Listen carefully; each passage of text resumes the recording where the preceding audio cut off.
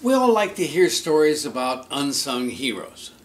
Here's a short story about a Genesis generation pioneer in the film industry that I'm going to enjoy telling. Leon Wagner and the Sterling Camera Company produced the second feature-length film made in the United States, Richard III. It was released October 15, 1912, and today is the oldest surviving American-made feature film. You can actually buy the DVD on Amazon. Leon Wagner was born in 1885 and first started in the film industry in 1902.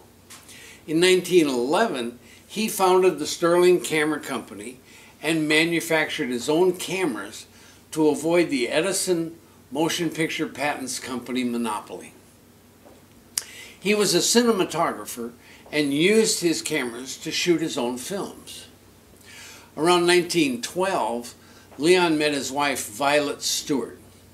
She was a principal actress in Richard III. She starred in at least 2 other movies he either wrote or produced.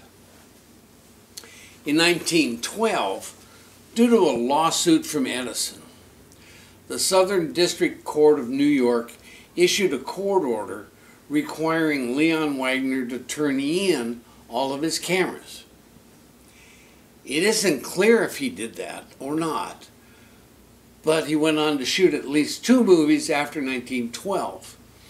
He then founded another production company in 1916, but sadly I can find no information on Leon after that.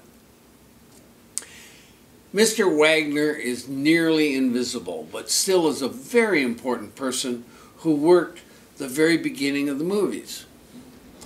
Information on Genesis generation people is so incredibly scarce. Now, this is a Sterling camera made before 1913.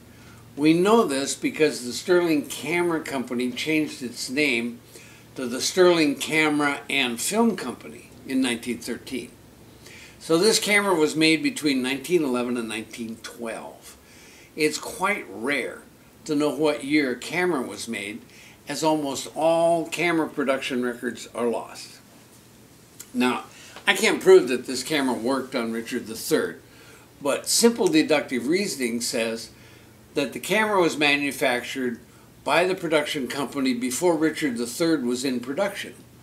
So at least we know that it was on hand at the beginning of the shooting schedule. This beauty is quite rare and is one of the oldest surviving American-made motion picture cameras. Before this camera was made, nearly all movie cameras were made in Europe.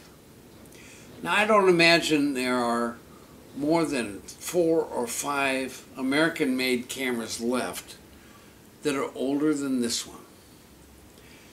That makes this camera exceptionally rare. Before this, I've only owned 1 Sterling camera, and it's a treat to actually have a second one. I thought I'd never see another Sterling camera. Cast into the footage counter on both of my cameras is the number 2. I'm slightly confused by this, seeing as my cameras had 2 different movements and 2 different body styles. They wouldn't both be model number 2, as they are different cameras in almost every way. It's a little confusing, but then again, most of the earliest movie cameras information was lost a long time ago.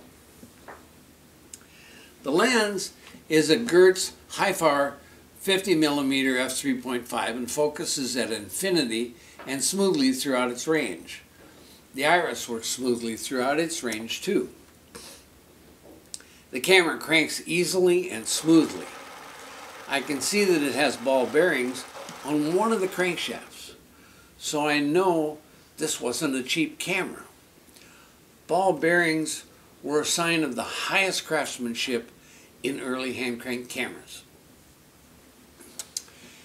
The camera has a fade in and fade out mechanism that works and will fade in either direction in 7.5 feet. The shutter angle indicator shows that the camera is fading in or out as you turn the crank. This made overlapping dissolves happen in camera, as they were so very difficult to do in post-production. The camera sits on a Los Angeles Motion Picture Company tripod and gearhead. The LA Motion Picture Company was founded in 1913.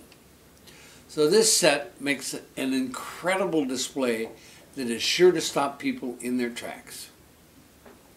There can't have been many Sterling cameras, as I've only seen or heard of 3 of them.